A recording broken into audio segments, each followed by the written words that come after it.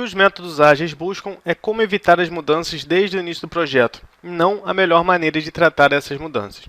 A gente não precisa nem mais perder tempo nesse tipo de questão, porque a gente já sabe que o que os métodos ágeis fazem é lidar da melhor forma com as mudanças e aceitar que as mudanças vão ocorrer e tratar de atender para que elas ocorram no melhor momento possível. Então isso aqui está incorreto, é o tipo de questão que a gente nem perde muito tempo, porque a gente já fez um monte iguais a essa, então a gente já entendeu o significado, vamos seguir adiante.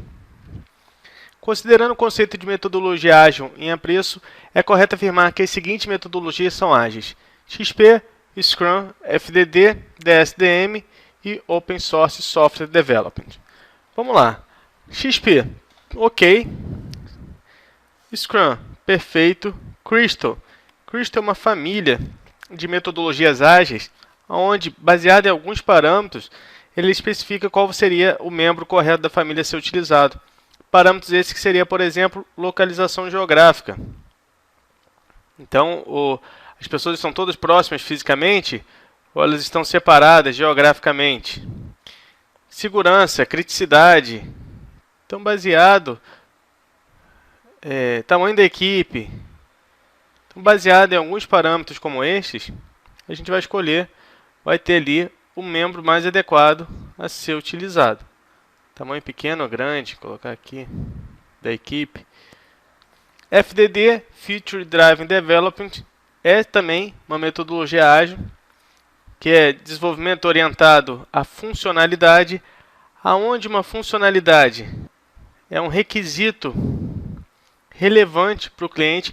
O conceito de funcionalidade é algo que é relevante para o usuário e que é passível de ser implementado em 2 semanas ou menos. Então, o conceito característica de uma funcionalidade é algo passível de ser implementado 2 semanas ou menos e que contenha valor para o usuário.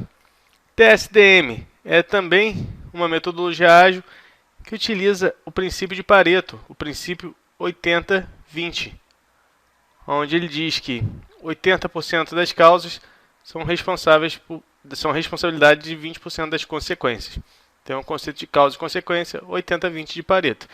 E por último, ele fala aqui sobre o Open Source Software Development. E esse aqui é o mais confuso para a gente poder marcar. Por quê? Porque dificilmente a gente ouve falar sobre o Open Source Development, Open Source Software Development. Mas ele é considerado pela maioria dos autores como sendo uma metodologia ágil, assim como o Lean Development, que é o desenvolvimento enxuto. Apesar desses não terem participado do Manifesto Ágil, os autores, no caso é o Richard Stallman e o Linus Torvalds, então, mesmo assim, ele é considerado pela maioria dos autores como uma metodologia ágil.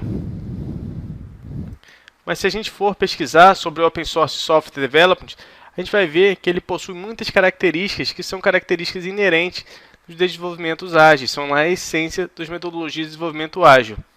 Então, ele é um modelo também interativo incremental e é considerado uma metodologia ágil. Então, talvez esse aqui fosse a nossa única novidade, o único que a gente não conhecesse já de antemão. Então, essa resposta está correta.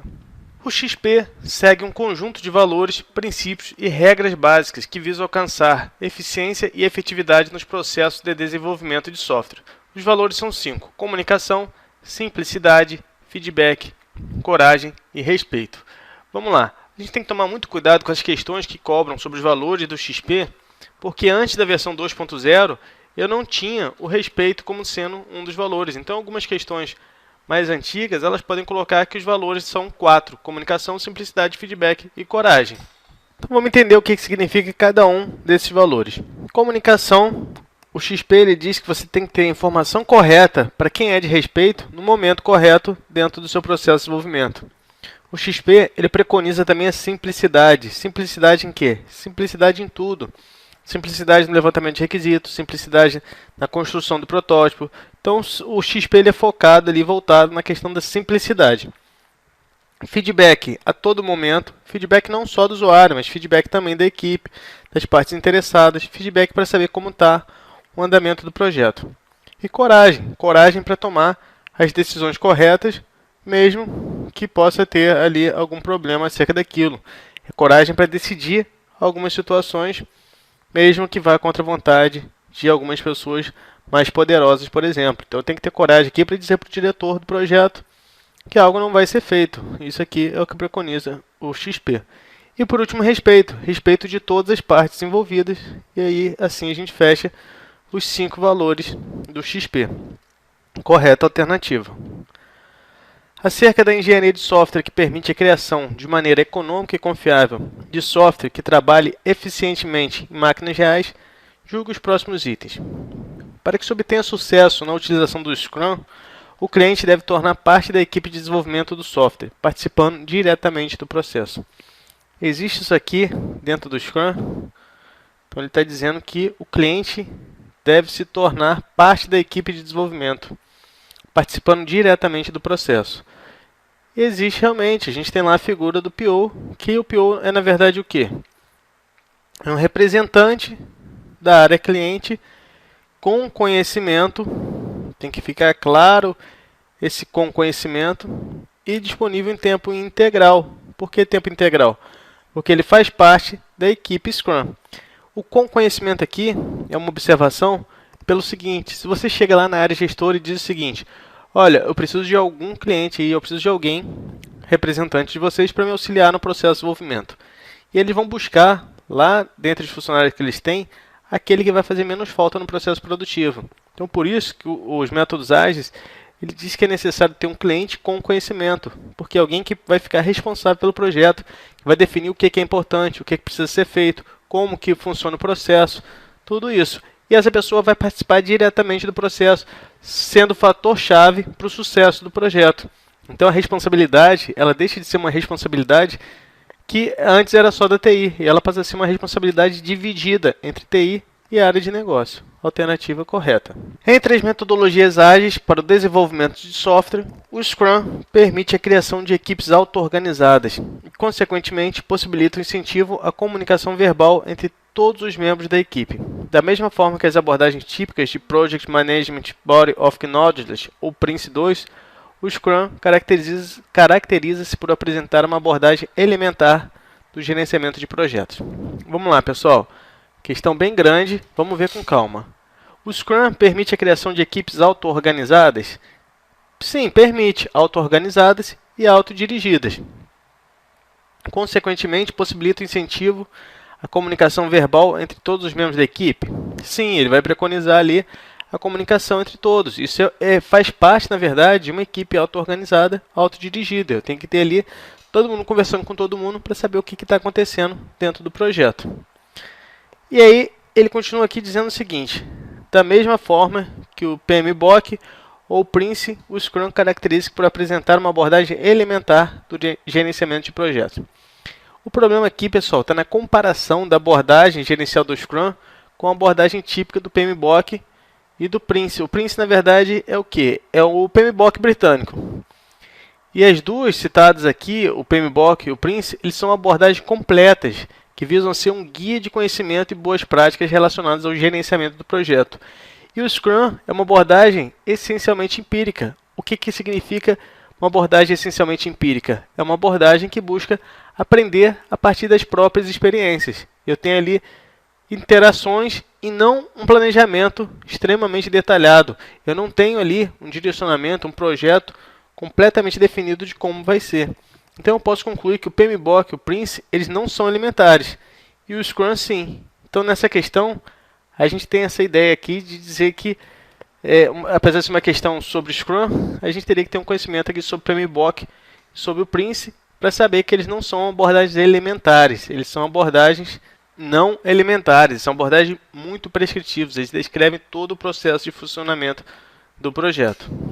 E já o Scrum, ele tem ali poucos artefatos e poucas formas de controle das informações. Então está incorreta essa alternativa por ela fazer essa comparação com o PMBOK e com o Prince e não serem semelhantes nesse sentido. O XP, Extreme Programming, que se inclui entre os métodos ágeis, apresenta, entre outras, as seguintes características: pequenos releases, projetos simples, refactoring, programação em pares e propriedade coletiva.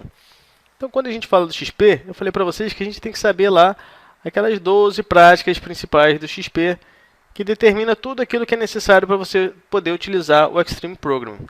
E dentro dessas, existe pequenos releases? Sim, o que é pequenos releases? São pequenas entregas sendo feitas a todo momento. Então é a questão da continuidade. Eu vou entregar pouco, mas eu vou entregar sempre. Projeto simples, também. Tem até um exemplo que o professor Pedrosa costuma citar, que é quando você vai criar lá um sistema e você precisa criar uma tela de login. Então ele diz o seguinte: utilizando o Scrum, utilizando o XP, você não precisa se preocupar em criar aqui uma série de usuários, buscar lá no banco de dados quais usuários que você quer utilizar, criar uma senha forte, senha contendo maiúsculo, minúsculo. Você não precisa. Por quê? Porque você está pensando aqui num projeto simples. Então, você vai criar uma tela ali com usuário padrão, usuário admin, e uma senha padrão também, uma senha admin. E vai chegar um momento em que seu objetivo, o seu requisito, a prioridade seja ele ter segurança. Seja você buscar, por exemplo, um usuário que não seja um usuário elementar, seja você buscar no banco de dados, dentre vários usuários existentes. E aí, nesse caso, quando eu chegar nesse ponto, aí sim eu me preocupo com essas questões. Mas nesse momento eu vou me preocupar com a simplicidade. Refactoring. Refactoring é o quê? Refatoração é uma propriedade que ela permite mudar a estrutura de um código sem afetar o seu comportamento externo. Então eu tenho que tomar muito cuidado para não confundir refatoração com manutenção. Quando eu faço uma manutenção, eu estou ali alterando uma funcionalidade externa, estou alterando o comportamento do sistema. Quando eu faço uma refatoração, eu estou mexendo apenas na parte interna, seja para ela ficar mais organizada, seja para ficar mais estruturada, mas eu estou organizando aqui dentro, ou para facilitar a leitura, ou para melhorar aqui o meu padrão que foi inserido. Mas eu estou mudando apenas a estrutura interna. O comportamento continua sendo o mesmo. Programação em par. Programação em par é uma técnica que utiliza, dentro do meu processo de desenvolvimento, utiliza dois recursos. Um recurso ele vai estar aqui focado naquela linha de código que está sendo desenvolvida. E eu tenho outro recurso que vai estar do lado. Esse recurso ele está focado no todo, ele está focado em tudo aquilo que está sendo feito. Então aqui a diferença é que enquanto um está desenvolvendo aquela linha, está pensando naquele problema que ele está resolvendo, a outra pessoa está pensando no todo, está pensando em todas as integrações, em toda a interação do código disponível aqui. Uma informação importante é a gente saber como é que são o nome desses dois atores aqui dentro da programação em par. Então a gente tem dois papéis. A gente tem o papel do condutor e o papel do navegador. E aí eu sempre falo para os meus alunos lembrarem lá do exemplo de um rally. Como é que funciona no rally? No rally eu tenho uma pessoa dirigindo e tem outra lá que fica olhando o mapa, que fica tentando se nortear, se direcionar ali para o caminho correto. Como é que são o nome dessas pessoas do rally? Eu não sei nada de rally, mas eu sei que quem está dirigindo é o condutor. Então eu tenho o condutor dirigindo e eu tenho do lado ali uma pessoa que está vendo o mapa, que está verificando para onde ela vai. Essa pessoa é o quê? Essa pessoa é o navegador. Então são esses dois papéis que nós temos da mesma forma no XP. Quem está navegando, eu até costumo fazer esse trocadilho, né? Quem está navegando é o quê? Então não pode confundir, quem está navegando é o condutor. Por quê? Porque eu tenho que lembrar do rally. Ah, por que eu estou confundindo? Porque a prova vai tentar fazer isso, então a gente tem que tentar pensar de maneira independente, sem se levar por essas pegadinhas. Então quem está ali conduzindo o teclado, conduzindo o mouse, dirigindo, é o condutor. E quem está olhando ali o todo, dando o direcionamento, é o navegador. E por último ele fala aqui de uma propriedade, de uma das práticas, que é a propriedade coletiva. O que diz a propriedade coletiva do código? Ela diz que o código não tem mais um único responsável. Qualquer pessoa pode alterar o código de outro. E como que eu consigo isso? Eu consigo isso porque geralmente eu vou utilizar padrões de codificação. Se eu estou utilizando padrões de codificação, significa que a minha curva de aprendizado para poder alterar aquele código, ela vai ser menor do que se fosse um código criado todo por uma pessoa. Então aqui a gente acabou de revisar uma série de práticas do XP e a resposta está correta.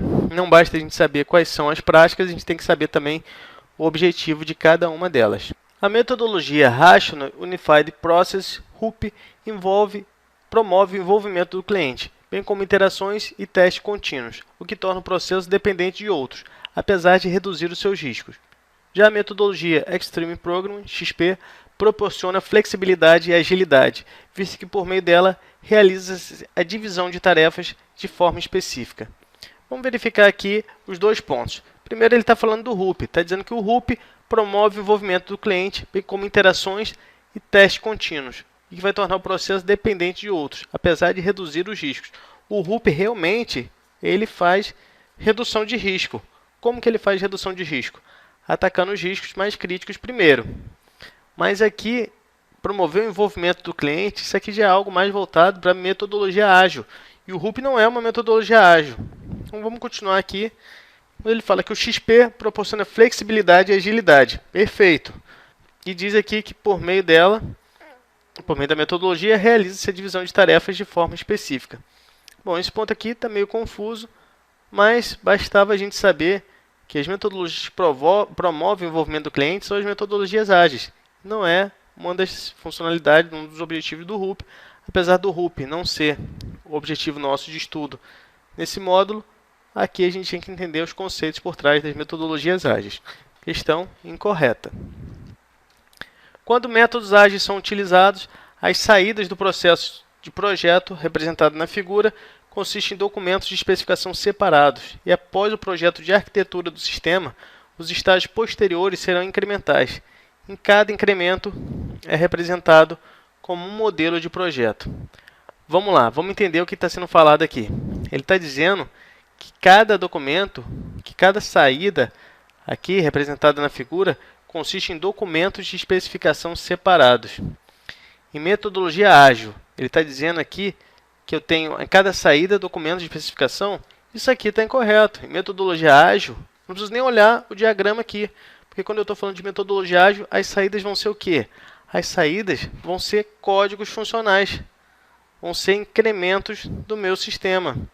Então, eu não tenho documentação saindo aqui. Documentação são lá nas metodologias tradicionais, onde eu tenho os marcos de controle, e aí para os marcos de controle eu saio com alguns documentos para poder garantir que os objetivos foram satisfeitos.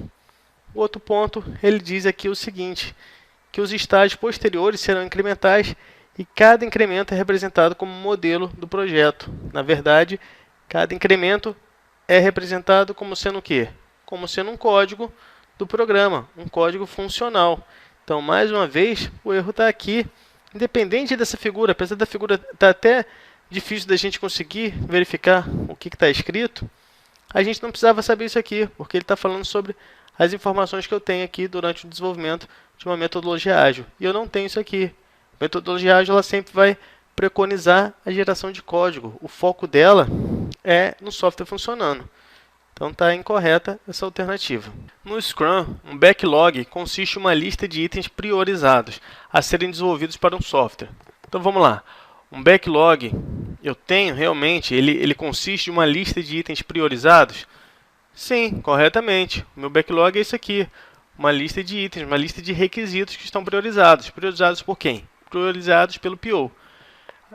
Essa lista é mantida no Product Owner, o qual pode alterá-la a qualquer momento, desde que os itens alterados não estejam na Sprint Backlog. Aqui tem um errinho, né? Essa lista é mantida no Product Owner.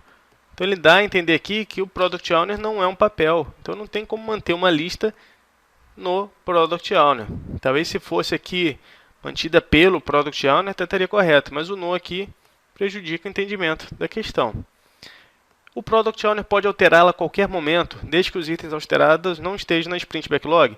Sim, isso aqui está correto. Por quê? Porque durante a minha Sprint, tudo está congelado. Então, se for algo que possa afetar a minha Sprint Backlog, ele não pode ser modificado, mas a questão deixa claro essas informações aqui dentro. E ela ainda diz o seguinte, que o Product Backlog e o Sprint Backlog são estruturas similares. E esse similar aqui é bem subjetivo, né? O que é similar? Ambos são listas de itens priorizados. Um requisito e outro tarefas. Isso é ser similar? Não pode ser, né? Pode ser, como pode também não ser. Porque um está armazenando requisitos do sistema e o outro está armazenando tarefas que vão ser executadas. Então aqui, por conta do no, a gente pode considerar a alternativa incorreta. E os outros pontos aqui, a gente tem só que entender o que está sendo falado. A alternativa foi dada como incorreta, provavelmente por conta desse no ali que prejudica o entendimento da questão. Na Extreme Programming, os requisitos são expressos como cenários e implementados diretamente como uma série de tarefas. O representante do cliente faz parte do desenvolvimento e é responsável pela definição de testes de aceitação do sistema. Vamos lá por parte. No XP, os requisitos são expressos como cenários e implementados diretamente como uma série de tarefas. Perfeito, isso aqui é o que a gente faz realmente no XP. Os requisitos eles são expressos como cenários. Então eu tenho ali as minhas histórias de usuário, as minhas user histories, que elas fazem o quê? Elas vão especificar aquilo que é necessário ser feito, os requisitos do meu sistema, expressos através de cenários de utilização e vão ser implementados como uma série de tarefas. Perfeito. O requisito vai demandar uma série de tarefas para ser implementado. O representante do cliente, quem é o representante do cliente? É o PO. O PO faz parte do desenvolvimento? Sim, faz parte lá da equipe. Lembra que a gente viu, tem que tomar só cuidado com isso aqui. Desenvolvimento, ele não está dizendo team, não. Ele está dizendo a equipe Scrum. Então, faz parte do desenvolvimento? Faz parte. E é responsável pela definição dos testes de aceitação? Esse aqui é um grande problema. Isso aqui, muitas vezes, a gente lê essa questão e pensa o seguinte: poxa, o PO, o usuário, vai definir testes de aceitação?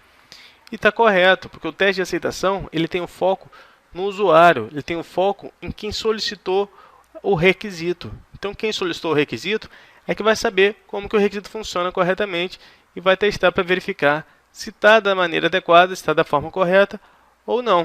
Então, está correta essa alternativa. Extreme Programming, XP, é embasado em requisitos conhecidos, definidos de antemão, que não sofrem muitas alterações, devendo ser usado por equipes de pequeno porte, formada por representantes de todos os stakeholders. Mais uma vez, questão bem parecida com várias que a gente já viu aqui. O XP é embasado em requisitos conhecidos? Não, requisitos vagos e propensos a mudanças. Então a gente já pode parar por aqui, porque isso aqui já faz parte lá do básico sobre o assunto. Então está incorreta essa alternativa. Produto da metodologia Scrum, o documento Product Backlog contém os requisitos definidos a partir da visão do cliente e é utilizado novamente no final da sprint para revisão ou modificação dos requisitos inicialmente definidos. Vamos lá por parte. O Product Backlog é um produto da metodologia Scrum, ok, perfeito até aqui, e ele contém os requisitos definidos a partir da visão do cliente. Correto, quem define os requisitos dentro do Product Backlog é o PO. Então está certo dizer que é através dos requisitos definidos, através da visão do cliente. Perfeito. O Product Backlog é utilizado novamente no final da sprint para revisão ou modificações dos requisitos inicialmente definidos. Perfeito isso aqui também. O Product Backlog ele é um artefato que eu falo para vocês, é um artefato vivo. Então significa que ao final de cada sprint eu vou revisitar e vou verificar se aqueles requisitos continuam sendo necessários, se existe alguma alteração que eu preciso fazer, se apareceu algum requisito novo, tudo isso vai ser verificado aqui dentro. Então, está correta essa alternativa. Vamos encerrar por aqui e a gente continua a seguir.